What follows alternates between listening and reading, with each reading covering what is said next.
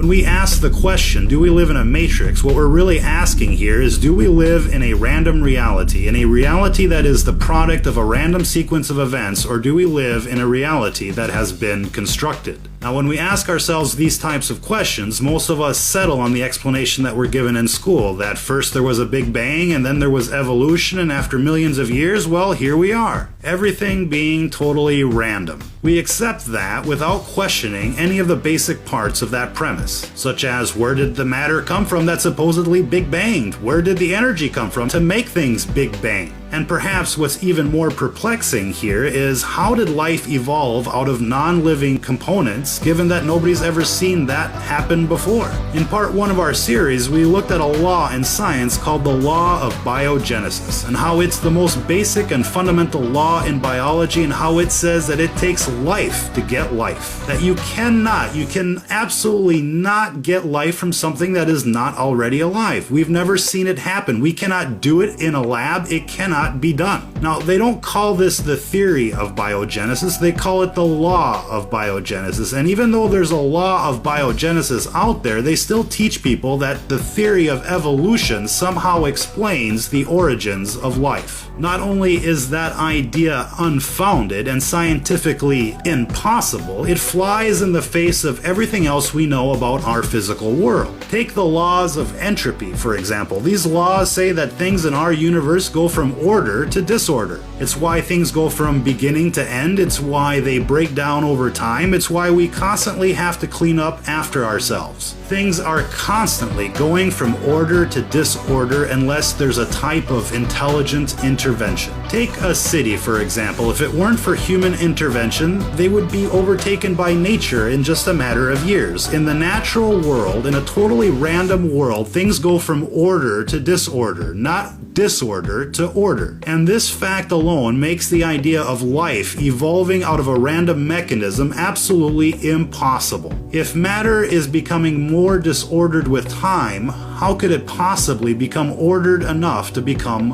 alive? Coupling that idea with the fact that we live on a Goldilocks planet where everything is just right leads us to the inevitable conclusion that we do in fact live in a constructed reality. Probability guarantees that. Imagine a world with a 48-hour day. Imagine how hot it would be, or how cold it would be at night. We're not just the right distance away from the sun. Every possible variable is absolutely perfect. Ladies and gentlemen, what we see around us isn't about chance, it's about design. Therefore, everything around us is the way it is for a reason. Everything that happens for a reason. It's all part of a program governed by rules. That's the reason. The real question here is, where did these rules come from? The inescapable truth here, my friends, is that there is a matrix. There is a dream world, and the people who believe evolution is the explanation for the origins of life are the ones living in that dream world. They are living in a virtual reality, in a matrix within the matrix.